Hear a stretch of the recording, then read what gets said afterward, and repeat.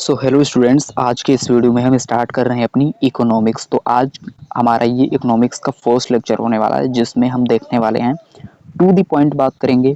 तो आज के इस वीडियो में हम बात करने वाले हैं difference between economics and economy, और दूसरा है sector of economics, type of economy, factor of production क्या होता है, अनएम्प्लॉयमेंट और पॉवर्टी। तो इन 6 टॉपिक्स को आज के इस लेक्चर में हम कवर करने वाले हैं।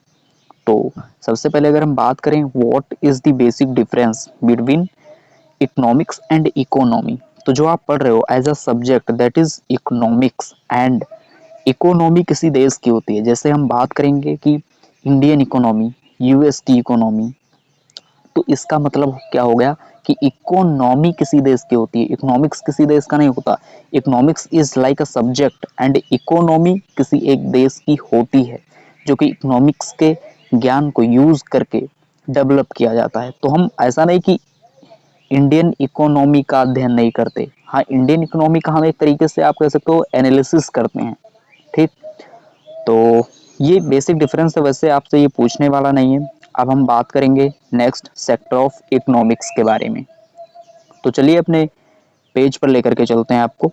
तो इकोनॉमिक्स को बांटा गया है 2 भाग में, एक होता है माइक्रो इकोनॉमिक्स और एक होता है माइक्रो इकोनॉमिक्स। माइक्रो इकोनॉमिक्स का मतलब हम बेसिक लेवल पर डील कर रहे हैं, इसमें हम डिमांड एंड सप्लाई कर्व वगैरह पढ़ते हैं, और माइक्रो इकोनॉमिक्स में हम national income, banking and money, इन सारे के सारे टॉपिक्स को पढ़ते हैं। तो आपसे पूछेगा कि who is the father of micro economics, तो आप बोलेंगे एडम स्मिथ, और इनकी एक बुक का भी नाम याद रखना, वेल्थ ऑफ नेशन। और माइक्रो इकोनॉमिक्स के फादर हैं जॉन मिनार्ड कीन्स, ये इंग्लैंड के रहने वाले हैं। इनकी भी एक पुस्तक है that is general theory of unemployment. अगर ये पूछेगा who is the father of Indian economy, तो आपको बताना पड़ेगा डॉक्टर विश्वेश्वरैया, इनकी एक पुस्तक का नाम है प्लान्ड इकोनॉमी फॉर इंडिया। अब हम बात करते हैं सेक्टर ऑफ इकोनॉमी के बारे में। तो मेनली हमारे पास होते हैं 5 सेक्टर ऑफ इकोनॉमी। तो first is primary sector, second secondary sector, tertiary sector and quaternary and quinary. तो प्राइमरी सेक्टर में हम डायरेक्ट जो चीज़ें नेचर से जुड़ी होती हैं, जैसे कि एग्रीकल्चर, माइनिंग, फिशिंग, ये सारी की सारी चीज़ें प्राइमरी सेक्टर के अंडर में आती हैं। सेकेंडरी सेक्टर के अंदर में आता है manufacturing as a raw material, जो हमको प्राइमरी सेक्टर से मिला वो यहाँ पर एक्ट करता है एज अ रॉ मटेरियल। ठीक, अब हम बात करने वाले हैं टर्सरी सेक्टर की। टर्सरी सेक्टर को सर्विस सेक्टर बोला जाता है। जैसे आप पढ़ा रहे हो, आप कोचिंग दे रहे हो, आप मतलब ऐसी चीजें जो कि इंटेंजिबल हैं, वो चीज आप कर रहे हो। आप गुड्स नहीं दे रहे हो, किसी चीज को जो छुआ नहीं जा सकता, इंटेंजिबल चीजें जब आप प्रोसीड करते हो आगे, that is called the tertiary sector, service sector. तो प्राइमरी सेक्टर को रेड कॉलर जॉब, सेकेंडरी को blue collar job and tertiary sector को व्हाइट कॉलर जॉब के नाम से जाना जाता है।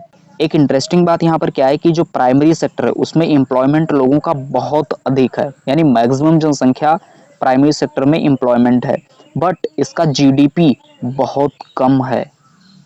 ठीक, और बात करें अगर टर्सरी सेक्टर की, तो टर्सरी सेक्टर में एम्प्लॉयमेंट लोगों को कम मिला है, बट यहाँ से जो इसकी जो योगदान है हमारे जीडीपी में वो मैक्सिमम है। बात करें क्वाटरनरी सेक्टर क्या होता है और क्वेनरी, तो क्वाटरनरी में नॉलेज बेस्ड चीज़ें रखी जाती हैं, जैसे कि कोई साइंटिस्ट हो गया, कोई मैथमेटिशियन हो गया, कोई इकोनॉमिस्ट हो गया, तो इन सारे के सारे लोगों के काम को हम क्वाटरनरी सेक्टर में रखते हैं। क्वेनरी सेक्टर में डिसीजन मेकिंग एबिलिटीज़ को रखा जाता है, जैसे कि हमारे प्रधानमंत्री जी हो गए, हमारे सारे के सारे मिनिस्टर्स हो गए जो कि डिसीजन लेते हैं, तो उसको हम रखते हैं क्वेनरी सेक्टर के अंडर में। अच्छा, एक चीज हम यहाँ पर ये भी जान लेते हैं कि व्हाट इज ऑर्गेनाइज सेक्टर और व्हाट इज अनऑर्गेनाइज सेक्टर। तो ऑर्गेनाइज सेक्टर का मतलब एक ऐसा सेक्टर जिसमें जो कि रेगुलेट किया जाता हो बाय द गवर्नमेंट, मतलब एक प्रॉपर नियम कानून कायदा के तहत कोई सेक्टर चल रहा हो तो उसको हम बोलेंगे organise sector. Unorganise sector government उसे रेगुलेट नहीं करता, अंट संट अपने नियम कानून के अनुसार चलता है। जैसे कि कोई परचूने की दुकान हो गई, कोई सिंपल सा किसी ने दुकान खोल लिया जो कि रजिस्टर्ड नहीं है गवर्नमेंट के अंदर, तो that is called the unorganised sector.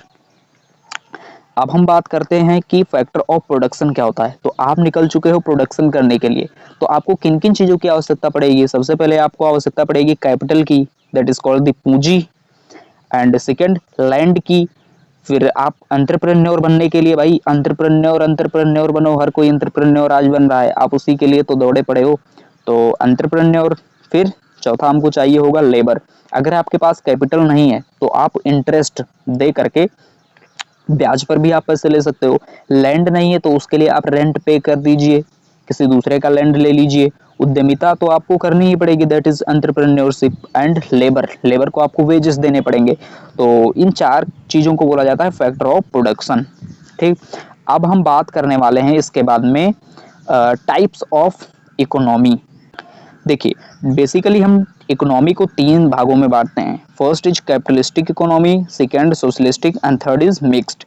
तो कैपिटलिस्टिक इकोनॉमी में, इसको हम हिंदी में बोलेंगे पूंजीवादी अर्थव्यवस्था। इसमें हम कैपिटलिस्टिक इकोनॉमी आप देख सकते हो जैसे यूएस में हो गया, तो पूरी की पूरी कैपिटल पर बेस्ड है, यानी कि इसमें केवल प्रॉफिट पर ध्यान दिया जाता है। गवर्नमेंट की इन्वॉल्वमेंट इसमें आप कह सकते हो अधिकतम शून्य होती है, आप कह सकते हो। सोशलिस्टिक इकोनॉमी में हम वेलफेयर प्रमोट करते हैं, जन कल्याण, और इसमें गवर्नमेंट की फुल इन्वॉल्वमेंट होती है। मिक्स्ड इकोनॉमी आप हमारे यहाँ पर देख सकते हो, इंडिया में मिक्स्ड इकोनॉमी है, कैपिटलिस्टिक भी है एंड सोशलिस्टिक भी है। और ऐसे ही यहाँ से क्वेश्चन पूछे जाते हैं, भर भर के रेलवे में यहाँ से क्वेश्चन आए हैं। और ये भी याद रखना कि व्हाट इज पैरेलल इकोनॉमी। तो जब किसी देश की इकोनॉमी में ब्लैक मनी अधिक बढ़ जाए तो that is called the parallel economy.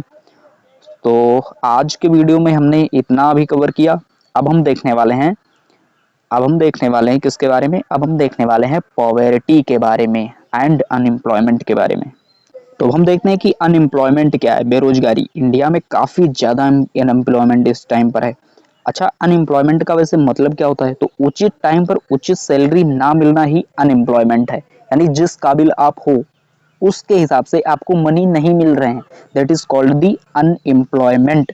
अच्छा, अनएम्प्लॉयमेंट कौन एनालाइज करता है, कौन उसका सर्वे करता है, तो national sample survey organisation, that is NSSO, ये आपका डेटा निकालती है।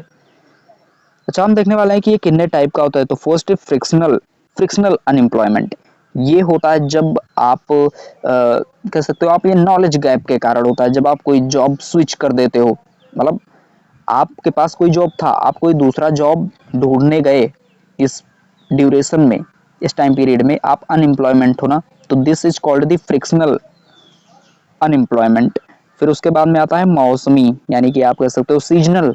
सीजनल अनएम्प्लॉयमेंट आपको देखने को मिलेगा रूरल एरियाज में, एक एक स्पेसिफिक सीजन में ही लोग एम्प्लॉयमेंट होते हैं एग्रीकल्चर सेक्टर में।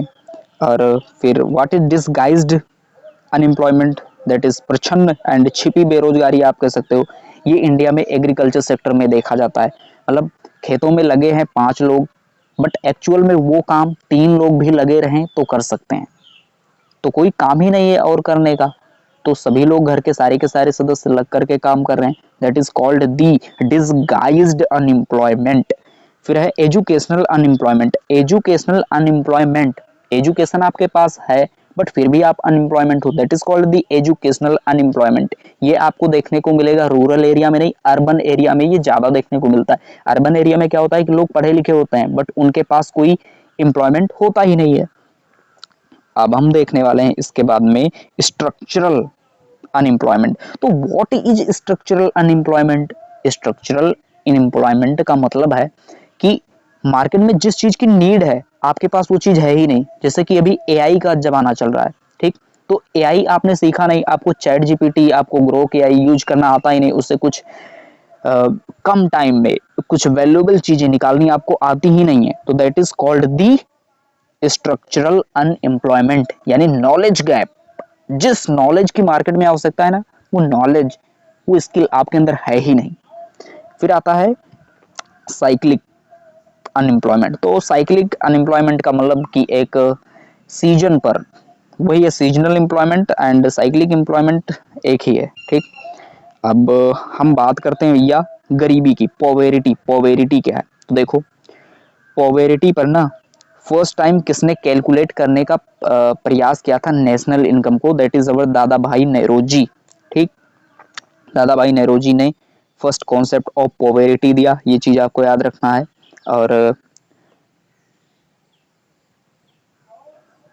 और इनकी एक पुस्तक भी है, पुस्तक का नाम है poverty and un British rule in India.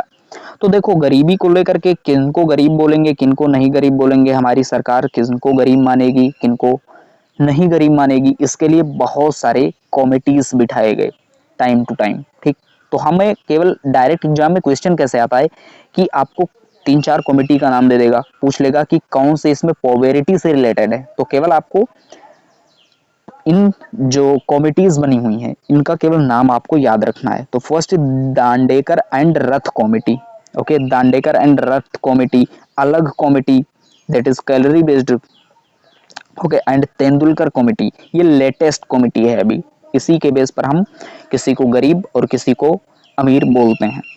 इसके अनुसार 810 रुपए अगर आप रूरल एरिया में हो और पर मंथ आप कमा रहे हो तो आप गरीब नहीं हो। अगर आप अर्बन एरिया में हो 1000 पर मंथ कमा रहे हो तो आप गरीब नहीं हो। This is called the Tendulkar committee, आप ऐसा कह रहे हैं। ठीक, लकड़ा वाला कमेटी भी याद रखना, दांडेकर एंड रथ अलग कमेटी, तेंदुलकर कमेटी एंड लकड़ा वाला कमेटी, ये सारे के सारे कमिटीज पॉवर्टी से रिलेटेड हैं।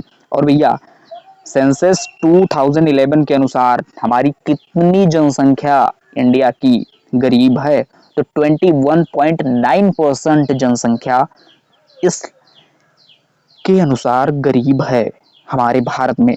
रूरल एरिया में बात करें तो 25.7%, अर्बन एरिया में 13.7%। ओके, इतना आपको याद रखना है बस।